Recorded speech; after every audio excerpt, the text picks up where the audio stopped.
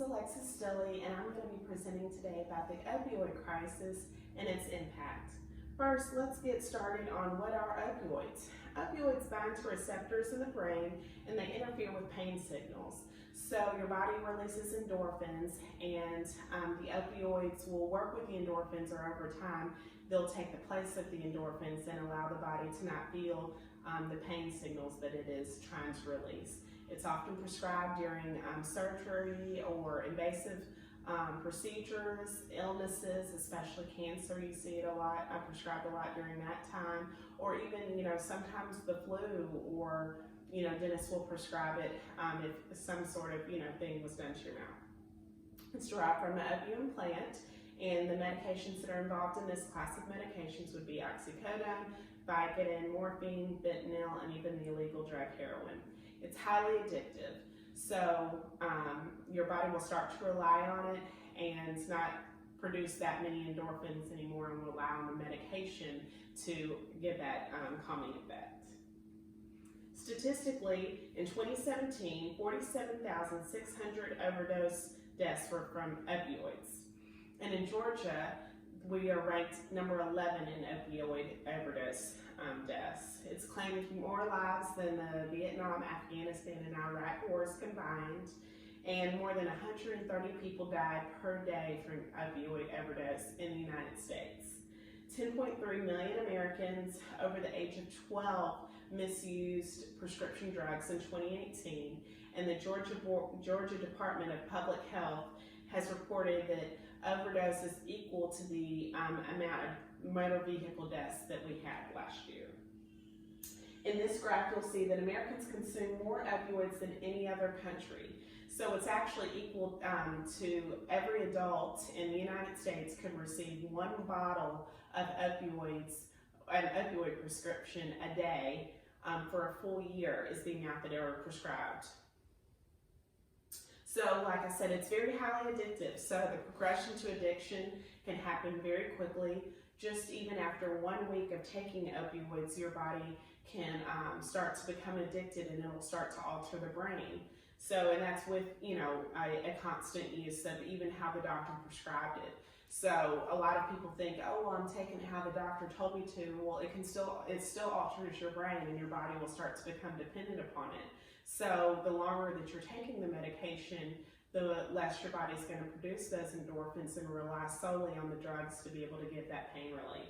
So there's a tolerance that builds up. So after time of taking the medication, your body is going to need more than it needed previously. So maybe you only needed a couple tablets to get you through here and there. Well, now those couple tablets have turned into 30 tablets, however much, to be able to get a calming effect, or at least the hard problem is that doctors are having a hard time seeing, is a patient truly in pain, and it's hard for a person to see too. Am I in pain, or has my body become so addicted to the opioids that I can't, function without them? So you need more to feel better, and the demographics are showing that there is no favoritism here. So maybe with other drugs, you'll hear of a certain, race of people, or a certain financial status of a person will depend on who's addicted to this drug. Well, opioids aren't showing that favoritism, whether age, race, education, or social status. Just last year alone, 800 teens died from opioid overdose. So it is a gateway drug, and it's a gateway to using heroin. We're seeing a strong correlation there, especially with the drug fentanyl, being prescribed fentanyl, and then people going from taking fentanyl to using heroin. And it can be a quick progression if your doctor is trying to wean you off of the opioids and you're not ready, and so you start to turn to the street to be able to get the opioids that you want, and they're very expensive. And so the alternative, the cheaper alternative is taking heroin. And heroin is becoming more potent. Drug dealers are lacing it with fentanyl, and so it's making it 50 times more potent, which is good for a drug dealer because it creates repeat customers. But for the person taking it, just what would be equal to a few grains of salt of the fentanyl that's lacing this heroin can cause a person to die within 20 seconds. So there is treatment for opioid use disorder. A reverse agent medication would be naloxone, and it will help reverse overdose to opioids. Rehabs are expanding to include opioid use disorder, which is the disorder when people abuse opioids. And there's a thing called the Good Samaritan Law, which helps protect the caller and the abuser from any sort of legal action when overdose is reported. And also the government is becoming involved. Jeff Sessions created a task force just this year, or end of last year, to crack down on the illegal opioid trade that is coming into the country. But we are playing catch up to this crisis. It started in the early 90s or even 80s of this mass amount of opioids being produced and consumed. And so once these overdoses started to increase and happen, then the media and obviously the government, turned their eye to it and saw that this is a huge issue in the United States. But people need access to treatment, and they need alternative forms of treatment that would make them want to choose using those treatments over the opioids. And a lot of times people think, oh, well, that doesn't happen here, that doesn't happen in my own backyard. But it does. In Macon, in June of 2017, Navicent Health's director, along with the Bibb County Sheriff, held a press conference asking people to come, into the hospital and turn in, or come into the police station and turn in their Percocet that they were buying off the street.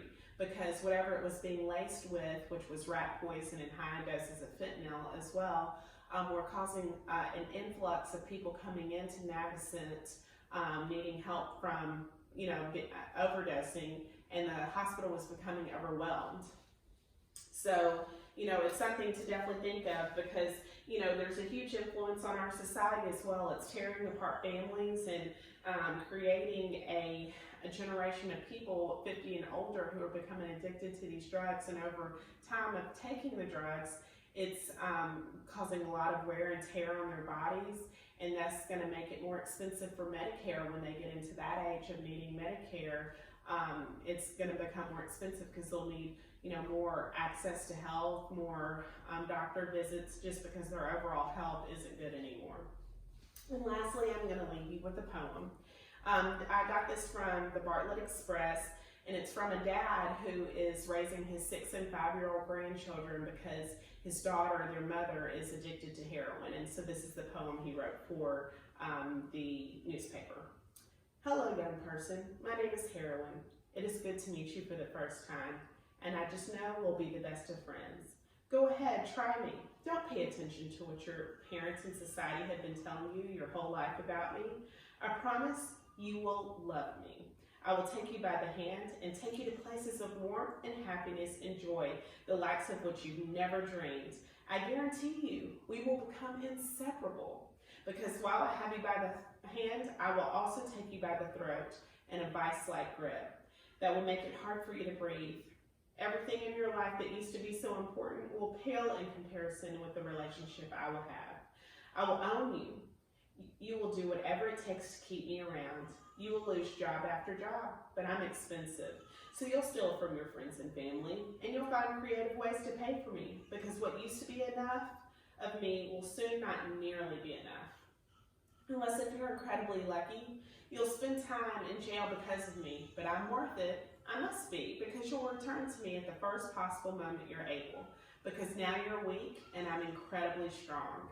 Don't have kids, because you'll ignore them and neglect them and eventually lose them, because I am more important than even them. Rehab, forget about it. Oh, you'll try several times, but only a precious few are able to cut ties with me permanently. You'll discover that you hate me. There's really only one way that I'll release my hold on you. When years of addiction finally take their toll, when life with me is no longer worth living, when either disease or desperation reach that final inevitable conclusion, when my grip finally chokes the very life out of you, when your heart stops, I'll stop. And then you'll be gone, but I'll still be around, looking, always looking for that next victim. Ah, there's one. Hello, young person. My name is Heroin. Thank you.